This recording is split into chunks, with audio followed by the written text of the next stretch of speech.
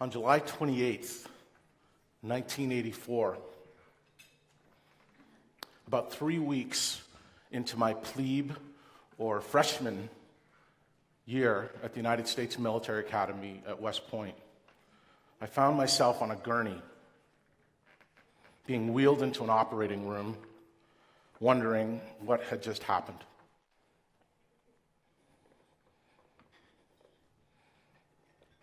I did not know at the time that the next 48 hours would emblazon in my mind lessons that I would carry for the rest of my life.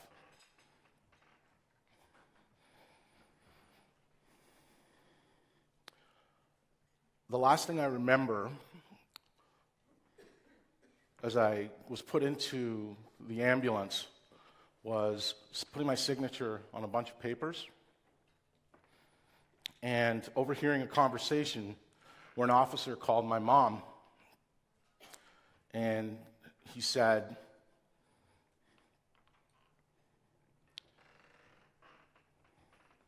"Your son is going into surgery.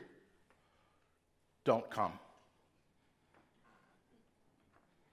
Very hard words for her to hear. So the next morning, I had surgery at 5:30 in the morning, and it was a result of an accident when I was playing soccer. Pushed the ball back to the keeper, guy fell on my leg, destroyed my knee, and I was done. I was out of commission for the rest of what's called Beast Barracks at West Point, the training program that indoctrinates you into West Point. And the experience was humbling. I had gotten in the best shape of my life to go to West Point. Oops. There you go. As you can see, that was a few cheeseburgers ago, by the way. So it was a humbling experience, and I had the surgery the next morning. They repaired my knee. I was in the hospital. For 24 hours, and then they told me I would be released the next morning at 5:30 in the morning to go back to my barracks where I would convalesce. So a gentleman picked me up. My driver picked me up, got into the Jeep, and drove me to the main area at West Point, and he said, "I'll be back in 5 minutes." And he did come back in 5 minutes, but the next 5 minutes would change my life. I sat on a curb as he was going around the corner to get a wheelchair and to wheel me up. Still lightheaded, still on medication, and just as he turned the corner one way, around the corner, across the area, came a general, 3-star general. So I looked. He spotted each other from about the back of the room, maybe a little further. And we looked at each other, made eye contact, and I know I have to salute this guy. So I'm like a turtle. I've got a cast from here to here, all the way down, and it's hot. It's one of those July days where you're just dripping with sweat. It's 6 in the morning, right? It's not even 6 yet. And this general sees me, and he sees me struggling to get up, and at West Point, if you don't salute someone, it's an egregious sin. There's rules, obviously, right? Crazy rules. You're allowed to say 4 things your whole freshman year. You're allowed to say, "Yes, sir," "No, sir," "Sir, there's no excuse," and "Sir, I do not understand." You're not allowed to say anything else. It's about discipline. So I'm struggling to get up. And I sort of half get myself up, and he's upon me. And he lowers his arm down, and I pull myself up, and I salute him.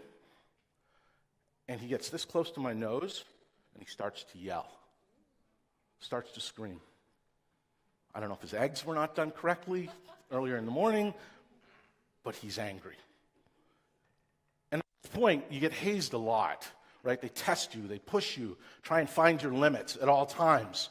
One of my favorite people now, but at the time, one of the most terrifying people in the world was a woman named Lorelei Wilson, who was a senior when I was a freshman. Lorelei just made it into West Point on the height requirement. She was like a hair over 4'10".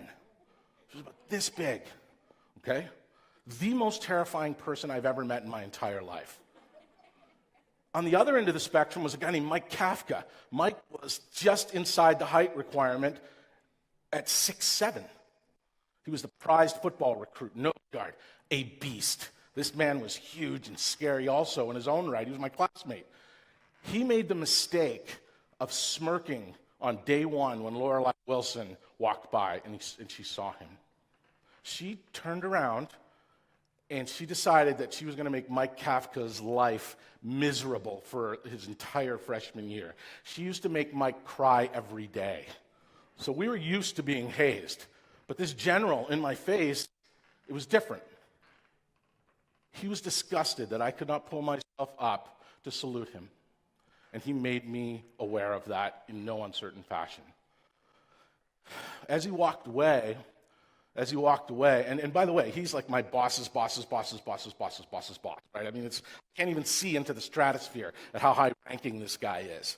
And he walked away literally shaking his head. I was crushed. I was devastated. Just as he turned the corner, my wheelchair came around the corner.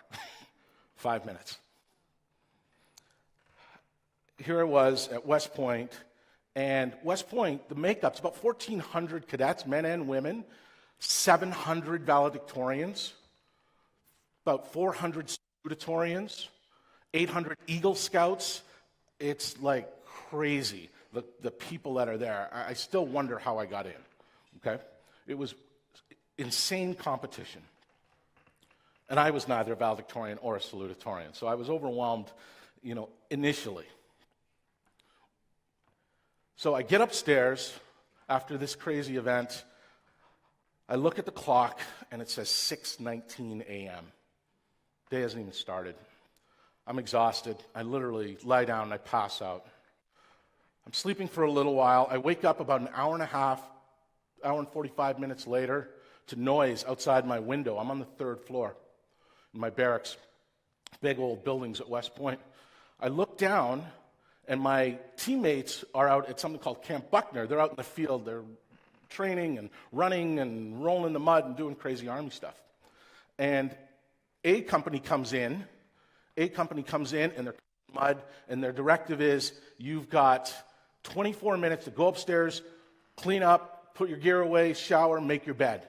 And we had learned how to make our beds literally a week before. When I say make our beds, I'm talking military-style, hospital corners, tight, hard to do. It takes a while, and we had just learned how to do it. And so they run in, and they give you a lot of impossible tasks at West Point. You got 24 minutes to do it, and it takes you longer by design to see how you're going to respond. And so they come up, B Company comes in, same orders, they come up. I'm in Delta Company, I'm in D Company. And I realize, looking out this window, that, and I'm out of the fight, I'm still woozy and everything, I realize that, hey, wait a second. If I can figure out a way to make those beds, then we can win. We'll have an advantage. So, get on my crutches, and it's hot. I'm wrapped myself in, literally, I'm like the Stay Puft Marshmallow Man. I'm covered in towels, and so I don't sweat on the floor of the beds, right? Because you can't do that. So I hobble to my 12 classmates, my 12 squad mates. I hobble to their rooms, and one by one, I make the beds.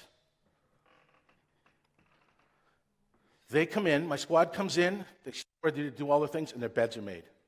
They quickly realize that, hey, wait, we can get down there before 24 minutes. We're down there in 17 minutes. And there's a buzz. Everyone's wondering, Lorelei Wilson, looking at me sideways, right? I'm sweating, terrified. They're wondering, how did they get down here so fast? And they start asking questions. Yes, sir. No, sir. Sir, there's no excuse. Sir, I do not understand. So they pull a guy aside and they say, what really happened? You speak freely for 20 seconds. Jones, tell us what happened. And he said, McBride made the beds. And I see my squad leader who's just thinking, if I can get through with this, I'm going to go away this weekend with my girlfriend, life's going to be good. He's beside himself, right? Upset that he's not sure what happened. He realizes that I made the beds, big smile on his face. I found a way to add value and help. So quickly, word spreads. I get the, we figure out that, they figure out that we made the beds, word spreads, and I get back upstairs. I'm going back upstairs, and I see Lorelei Wilson out of the corner of my eye. She says, "McBride, stop." I stop, and she goes, "Those beds? Badass move. That was cool." And that's like praise from Almighty. So 24 hours later, after that general face-to-face hazes me, he gives me an award. Felt pretty cool. Not as cool as Lorelei Wilson saying that I was badass, but it was pretty cool, right? So as I'm coming up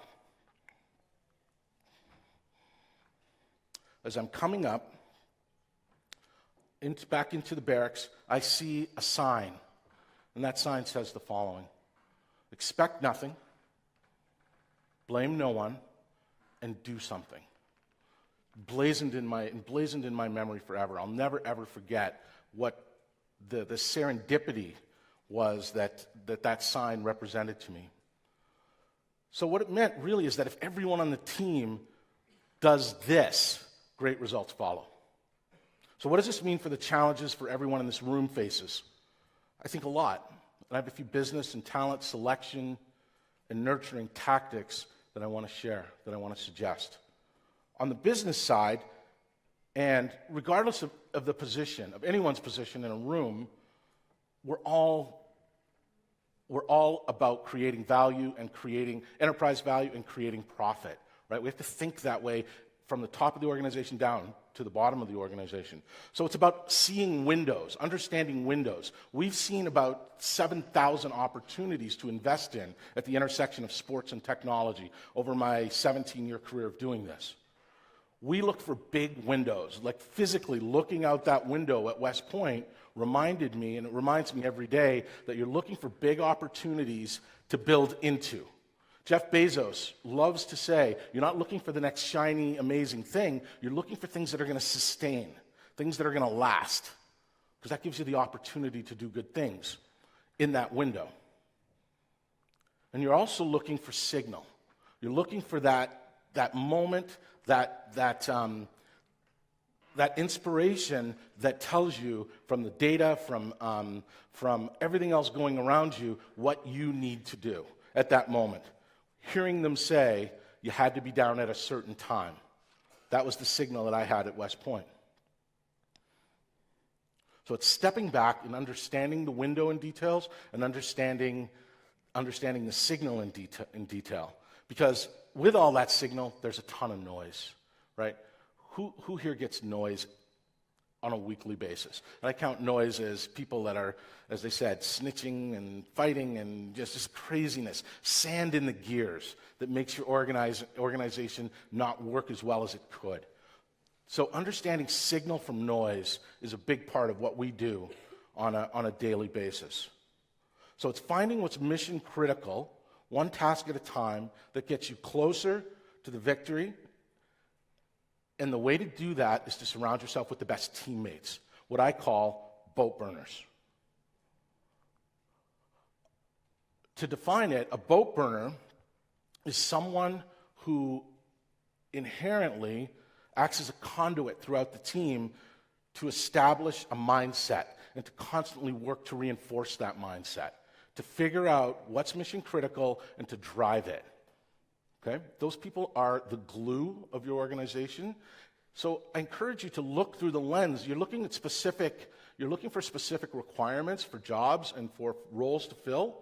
Look through the lens, though, of, is this person a boat burner? Because boat burners make the difference. They figure out ways to overcome no matter what. Let me share you a quick story about a boat burner that I bumped into. Like you, My job is to find and keep the best people to work with. Now, there's obviously many factors that lead to an organization being successful, but I think it's a very simple understanding that if you have great people, great results follow. If you don't have great people, rarely do great results follow.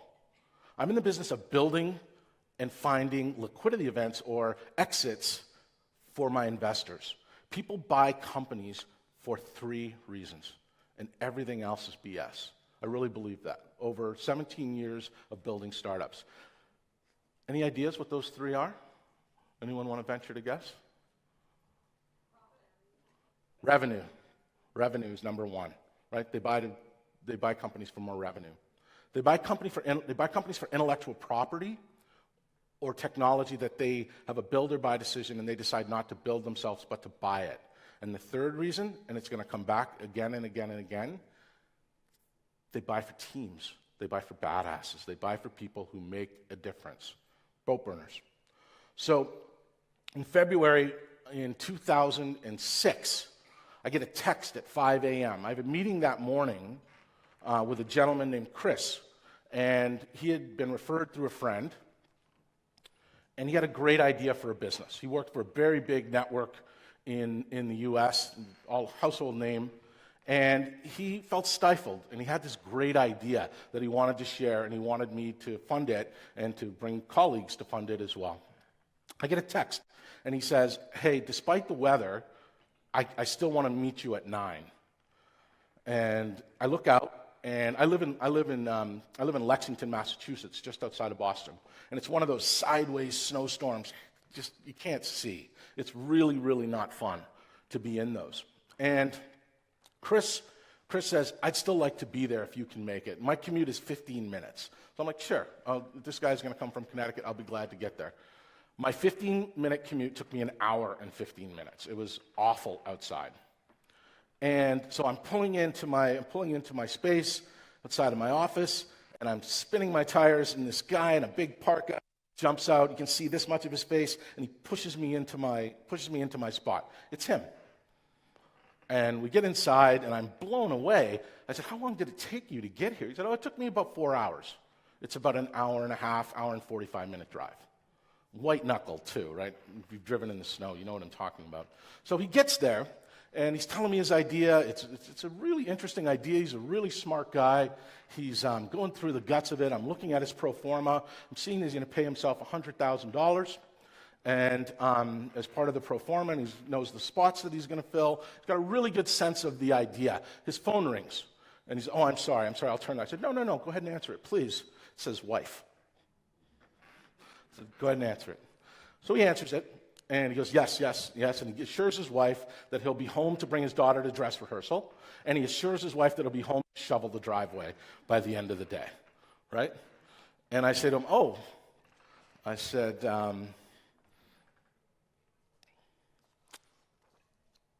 how old's your daughter?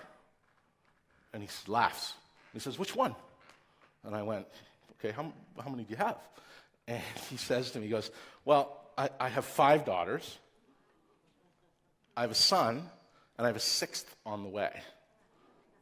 And I'm like, okay, wait, back up. Because I know at this huge company, he's making $250,000.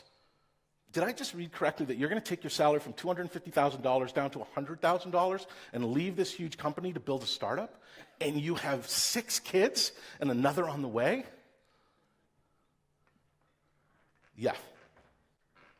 I really believe in this idea. I really believe in the people that I can recruit to bring this to life. I spend usually 3, 4, 5 months to really dig into an opportunity and understand and get to know the person. I didn't say it, but on the spot, I said, I'm in. This guy's crazy, right? But what I was really saying is this guy's a boat burner. That's what I recognized immediately when I added it all up. So the result? Chris goes on, hires people. We bought into the company at a $2 million valuation. And if you look at Sports Illustrated now, you'll see the name Fan Nation. We bought in at a $2 million valuation. We sold the company to Time Warner / Sports Illustrated for $25 million a year later. Chris made $10 million in 1 year because he believed and he in his belly what he had. And the really cool thing is, he now has 10 kids.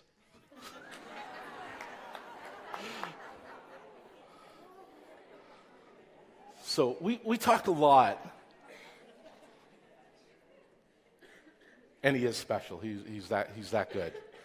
We talk a lot about boat burning in my office. That is my corporate logo. That's literally a picture in my office. That 328. Any big sports fans here? American football fans? Okay. Anyone know what 328, what that is? It's very inside Boston stuff. Anyone know what that is?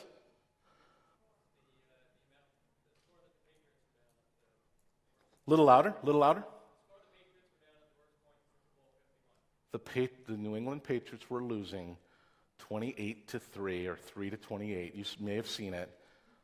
Wow, that's boat burning. They went into that locker room and they figured it out. Eyes on the prize, didn't give up, figured it out. So that sign, I came in the next day and I printed out like 40 of those, and those are all over my office. On purpose, right? So, that Tom Brady guy, whether you like him or not, he's a boat burner. He figures it out, right? Boat burner. Right? Boat burner. Boat burner. I know and I recognize boat burners because I came from one. I turn 52 next week. A little scary for me. And my mom is 66. So if you do the quick math, my mom had me when she was 14 years old. I know that I'm biased, but she did something equally as incredible as those boat burners you just saw. What my mom did is she broke the cycle of poverty in my family. And she got me ready for that day at West Point. Now, to break it down, these were the odds that were stacked against her. It's serious, and it's hard. Her boat-burning decision and journey came when she decided to get us out of one of the poorest neighborhoods in Chicago and move to Canada, which is where I grew up. And that decision was predicated after she got the news that her brother was murdered and stuffed in a manhole in a sewer after a drug deal gone bad. She decided she had to leave because she didn't want the same thing to happen to her son.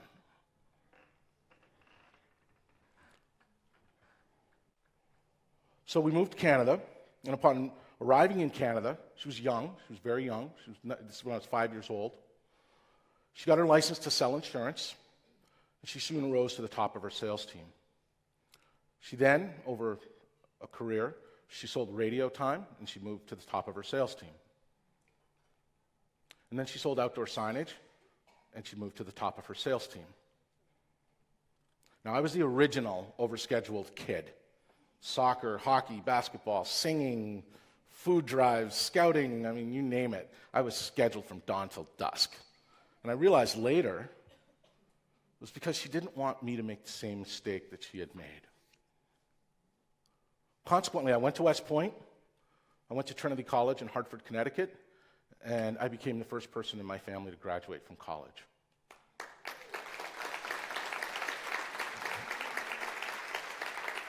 Thanks. My greatest memory of getting my master's at Harvard 2 years later wasn't the shiny diploma or the cool cap and gown and going to school with all these smart people at Harvard. My greatest memory was my mom crying all day long. Cried her eyes out. It meant the world. She also, when she got there, because she burned the boat, she moved to Canada, and she had to figure it out. I moved to a town called Sault Ste. Marie, Ontario. Sault Ste. Marie is a town of about 90,000 people. It's a steel town, and tough people, crazy snow, like 6-7 feet of snow every year. I thought that was normal. Oof, it's not normal, now that I realize. But she said to me, and in that town of 90,000 people, there were about 8 black people, and I was related to 4 of them. Okay? So she said to me, if you do something bad, everyone's gonna know you and remember it. Then she said, if you do something good, everyone's gonna know it and remember you. And it stuck. She also sent my sisters to college, and they too graduated and are doing great things. So when they were done, this is what she did next. University of Minnesota, she graduated, 8th in her class out of 2,000. She got her master's degree 2 years later. And at her graduation, I cried all day.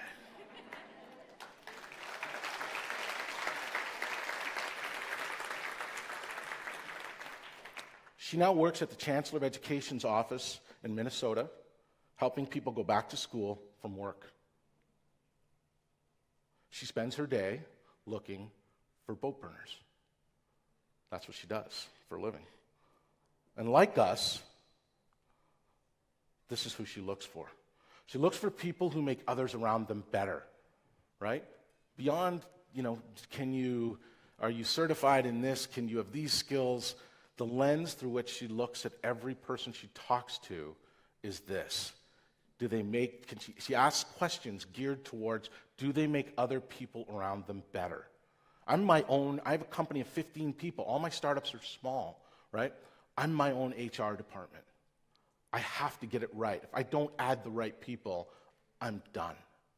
My business is cooked, right? So I have to get this right. I spend a lot of time talking to my mom about this. She looks for people who do not crave or need credit, but love to give it. And she looks for people who are in the midst of writing what she calls great career books. And what she means by that is your career is a book. And every job, every opportunity, every mission that you have is a chapter in that book. And she tries to understand why people have joined companies, why they've gone to schools, why they've done certain things, and who they've surrounded themselves by. Are they boat burners, and are they finding other boat burners? She wants to add boat burners to her organization relentlessly. And she tries to understand that through understanding what she calls their career book. Because the best missions are filled with purpose and they're filled with meaning. But on those missions, you got to be ready to drive through snowstorms. You got to be ready to make beds. You got to be ready to find other boat burners. And you got to be ready to do what she used to tell me when I was overwhelmed. And who here has ever been overwhelmed? She used to tell me, how do you eat an elephant? Anyone know? One bite at a time. There's some good moms in this room too. I can tell. So, to this day, last week, feeling overwhelmed, not quite sure what's what, and she goes, come on, how do you eat an elephant? One bite at a time. Make the beds and eat the elephant one bite at a time. Thank you.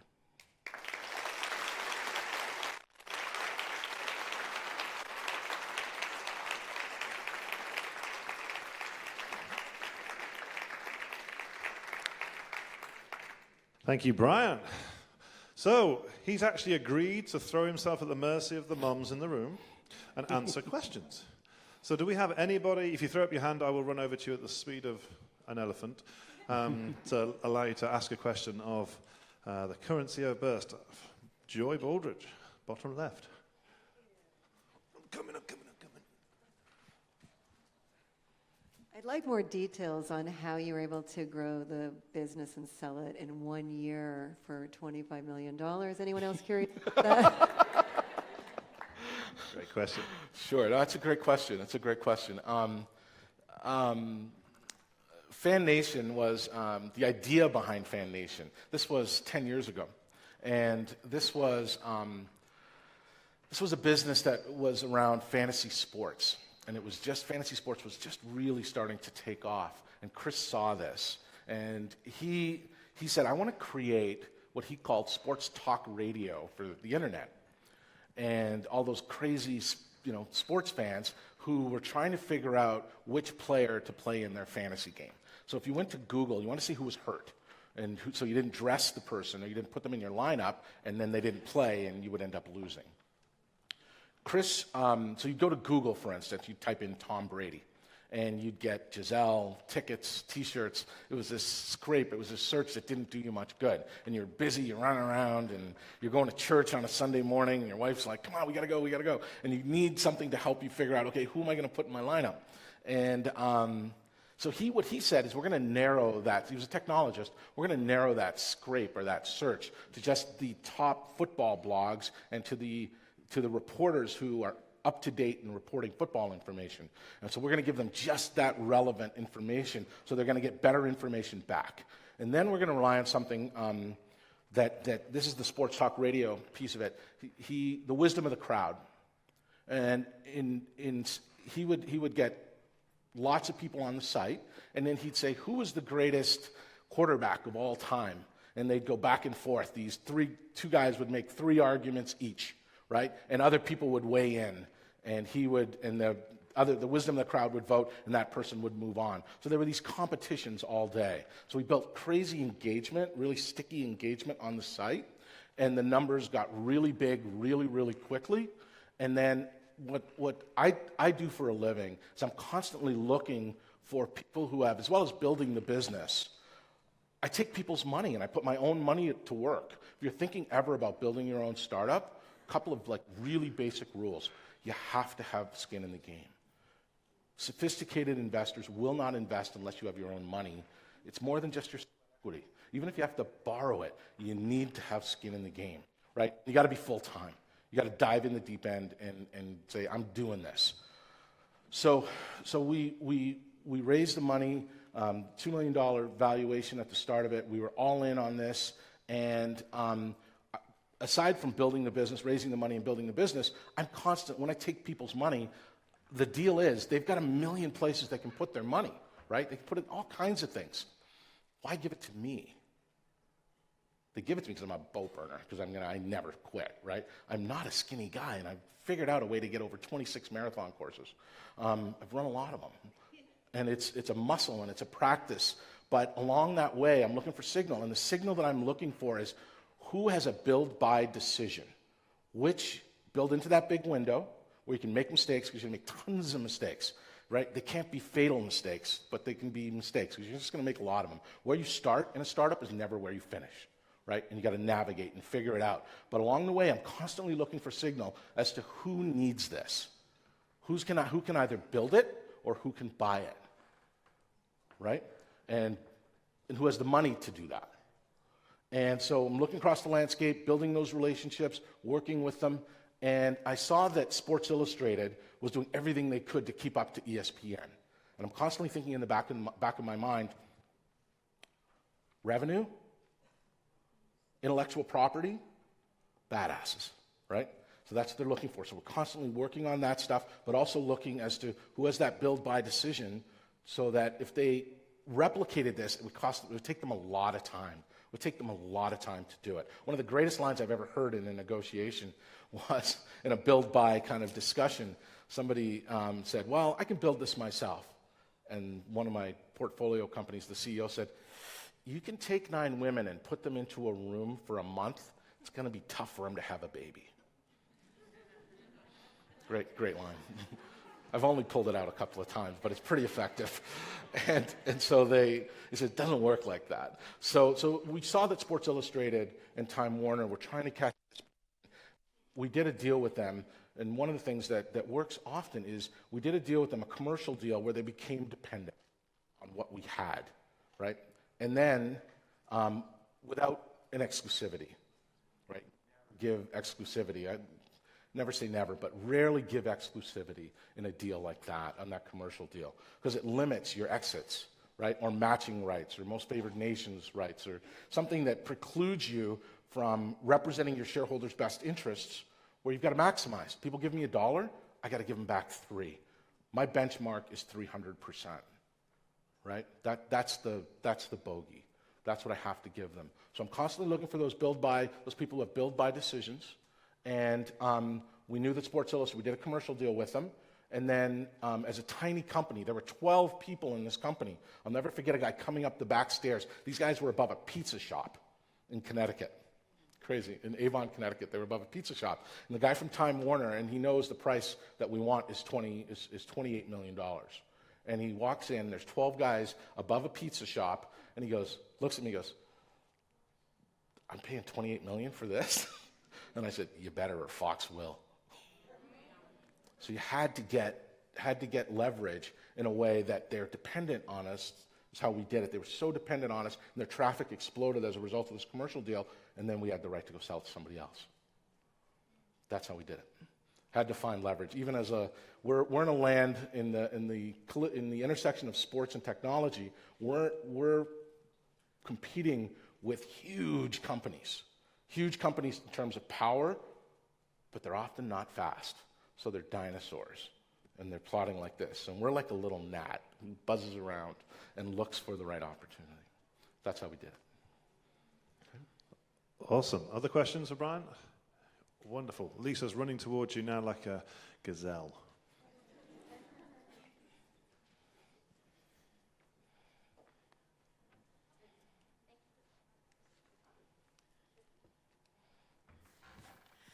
Thank you for coming today and sharing your time with us. I know there's no quick and easy answer to this, but you talk about the importance of getting the right people. In your experience, is it more procedural, factual, or does it come to the gut? That's a great question. I'm going to start with, I hate to be negative, but I got to start with the negative, because in the last year, I screwed it up. I needed to hire a new head of sales. And I screwed it up. I picked the wrong guy. And I knew after 3 or 4 weeks into it that he was the wrong guy. We have a rule: hire fast, fire faster. If it's not a fit, because it doesn't get better, right? It doesn't get better. Amen.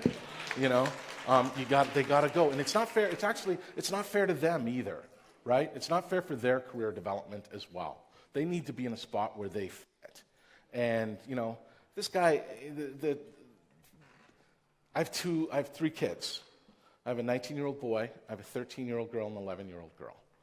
And I've had really some strong women who have influenced my life. And I saw this guy was a misogynist jerk. And I was like, oh God. It's literally like kryptonite in an organization. Right? You've seen it, you've felt it. It's debilitating. And I saw that this guy was that, and I said, gotta go. And I didn't care. I mean, if he would have crushed my sales, okay, but it would have been not an easy, straight path, right? And it would have, bottom line, it would have been against our values to have this guy in there torturing 24, 25-year-old women that worked for me. You know, those women are going to be my girls shortly, right? And anyone that does that, I'm sorry. There's no place for you in my organization. So that's to the negative, right? So you try and spot those things in your gut, but you can't, right? It's tough. So, you know, I make sure that some of the things that we do to the positive, I make sure, there's only 15 people in my company. I make sure that everyone in my company interviews senior people. From the guy who is the coder in the back corner who I want his opinion, right? He doesn't know his credentials, or he doesn't know that he's a great salesperson, or he doesn't know, some of the requirements and the questions to ask. But by me asking him and putting my faith in him and valuing his opinion, I may get something that I might not get otherwise. And what's the message to him? I care about your opinion. You're on this boat. You're pulling on the oars. You're doing everything you can. You've gone to the island. You've burned the boats, right? And if he sees something or hears something, and I want to see, frankly, I want to see how that guy's going to respond to a really junior person and see if they treat them with the same respect that they treat the CEO. There's people who manage down, people who manage up, right? You walk into a meeting and it's all smiles and happiness and the boss is there and woohoo, it's all great. And then the boss leaves and they're like, you do this, and they, it changes, right? Instantly. That makes me crazy. So to be able to replicate that in an interview process that's one of the things we try to do. And then I ask questions about really I ask them what their greatest weakness is, like a lot of you do. But then I do something a little bit different in this question. And then I say, I'm going to get some water. I'm going to let you think about it for a second. And I'm going to ask you another weakness. And what I want is for you to bare your soul. Because if you can't be honest with me, then this isn't going to work. You got to tell me where you really screwed up. Because I screw up a lot. And I got to add, it's an orchestra. I got to add trombone players. I got to add tuba players. I got to know what you do. And I got to know that you do it better than me. There's a whole bunch of stuff that I don't do well. And so I'm looking for that answer where the favorite answer to the what do you not do well question, I'm too detail oriented. I'm too, okay, great. Tell me about when you tripped and fell down and couldn't get up and you screwed up a whole project and it snowballed and all hell broke loose and what you did to bring it back. That's what I want to know. Right? Like the really hard stuff. If they're honest, if they can't be honest with themselves, and they may not have thought about that. I've had people cry when I've asked them, which is scary. But they really emote and they open up, right? So those are some of the things that we try to do, is just to get them to be really human and really real about the opportunity. They want to be there. Are they people to bring on the boat? Okay. Hope it helps. Down the front. I'm coming. You couldn't be at the back, could you?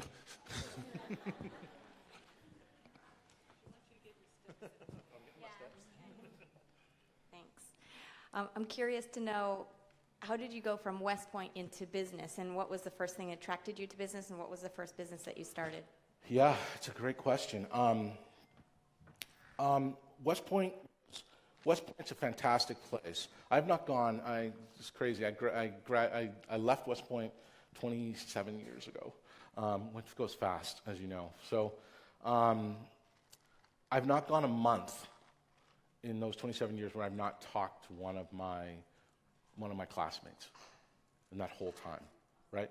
They're at the most senior positions throughout the military and around the world doing lots of different things. But it's almost akin to the priesthood, and I say that in a positive way about the priesthood, where you're very focused on being the best Army officer in the world, or at least in the United States, but hopefully in the world, right? Where you're really, this is what I'm going to do. And I didn't know it. At 18, they have this wonderful way of dangling in front of you. They say, well, we know you've done this, and you've done that, and you've done this, but can you survive here? Right? And you start to grit your teeth and like, yeah, I can do that. And I was lucky enough to get nominated. You have to be nominated by your senator or your representative, but I lived in Canada, so I had to get represented by the Vice President of the United States. George Bush won, okay? George H. Bush, not W. I was one of his. He and Manuel Noriega and I were two of his foreign policy mistakes. So I got nominated by him, and it was prestigious. And I didn't want my parents to pay for school, my mom and my dad to pay for school. So I went, But what I figured out quickly was I'm an entrepreneur. I love to build stuff, and I love to be in charge, right? And I hate politics. I hate the BS. That's why I run my own companies. I don't do well in big companies. You got to know who you are, too, right? So I figured out the person that entered a year before me, even though they were a huge jerk and they're not a great leader or whatever, that I didn't feel strongly about their attributes to follow them, they were going to be my boss for the next 25 years. I was like, that stinks. I'm about merit, and I really want to kind of, be judged by how I do. And so that's why I went, and then I started to see that, and I felt really confined and really constrained within the structure of the Army. And I didn't know. You're 18, 19, 20 years old, and you don't know that who you are really until later. But I figured out that I was an entrepreneur, and I wanted to build stuff myself. So I jumped out of West Point, and I ended up going to Trinity College in Hartford. I left West Point after 2 years, and I went to Trinity College. If you stay more than 2 years, you owe the Army time. You owe them 5 years. So I had to make that decision, and I did. Jumped out, went to Trinity, graduated, and then went to the Kennedy School at Harvard, and then worked in finance and real estate for a couple of years. Really didn't enjoy that. I always wanted to work in sports.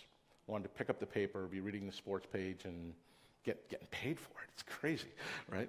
So I saw that a gentleman named Gary Bettman had been named the commissioner of the National Hockey League, and I was on my honeymoon actually with my wife, and read a book by a gentleman named Ken Dryden, who was a goaltender for the Montreal Canadiens, also a senator and a member of parliament, lawyer, went to Cornell, brilliant guy. He wrote a book that I read on my honeymoon, and I said to my wife, I said, I have to work for the NHL. I got to figure this out. And she was like, oh, great. So she got used to it. That was 24 years ago last week.